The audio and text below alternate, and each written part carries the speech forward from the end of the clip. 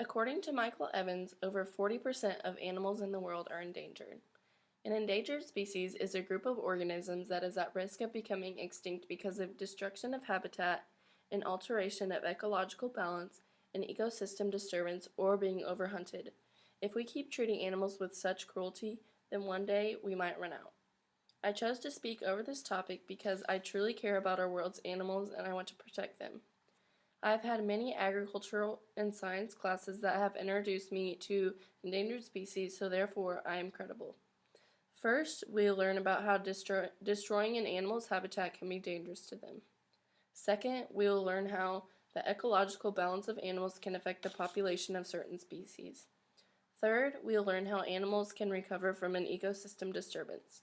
And last, we'll learn how overhunting can cause species to become endangered or even in extreme cases become extinct. Although there are many factors that can contribute to the endangerment of our animals, one of the main reasons is the destruction of their habitat. Michael Evans says that one of the main reasons that many animals become endangered is because we humans destroy their habitats.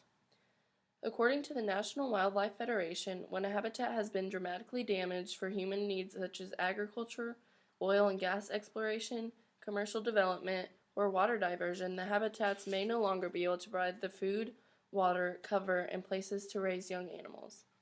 Every day, there are fewer places that animals can call home. WWF Global states that habitat loss is caused by expansion of agricultural land, harvesting of timber, and overgrazing. It was estimated that in the 1990s, over 70% of deforested areas were converted into agricultural land. The world's forests, swamps, lakes, plains, and other habitats are continuing to disappear as we humans destroy them for our consumption. We use these destroyed habitats to make way for crops, housing, roads, pipelines, and other areas of industrial development. Although the destruction of habitat is the main source of endangerment of animals, there are many other factors that play into this, such as the ecological balance of animals. According to Laura Nappi, the definition of ecological balance is how ecosystems are organized in a state of stability where species coexist with other species and with their environment. An example of ecological balance is the predator-prey relationship between two animals. If the prey population increases, then the predator will have more food available. Since there is more food available for the predator, the prey's population will decrease dramatically. Since the prey's population decreased dramatically, the predators will not have enough to eat, therefore causing that population to decrease as well. This cycle continues over and over again until the predator and prey keep each other in check.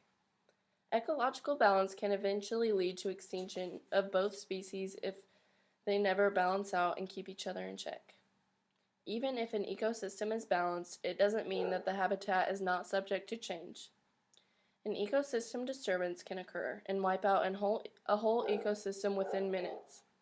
An ecosystem disturbance is any change that causes a disruption in the balance of a habitat. The National Wildlife Federation states that disturbances are caused by natural disasters such as fire, flood, wind, disease, severe storms, insect swarms, drought, and even long-term freezing.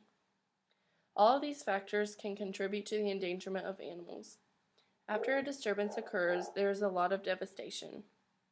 Plants die, animal habitats are destroyed, and parts of the land may have no wildlife left at all. But these situations are only temporary.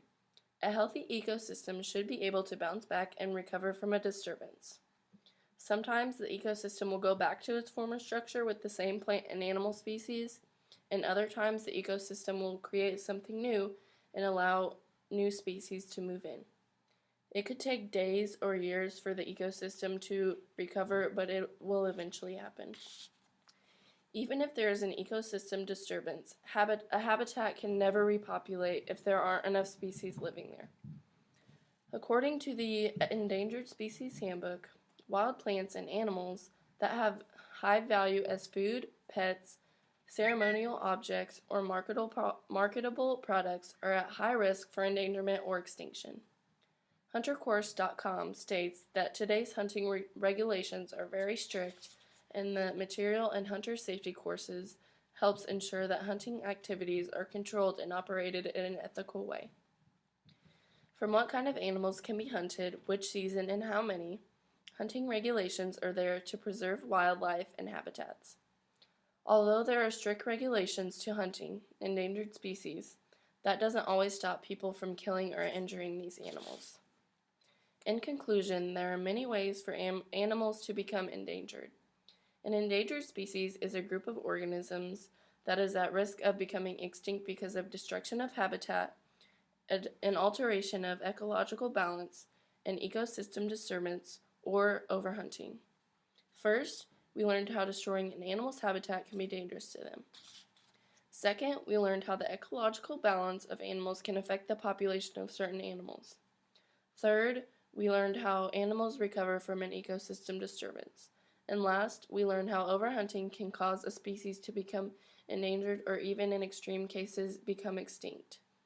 If we do not stop killing these animals for our benefit, then in time animals will be gone forever. Nothing can replace them. After they are all gone, there is no going back to the way things were.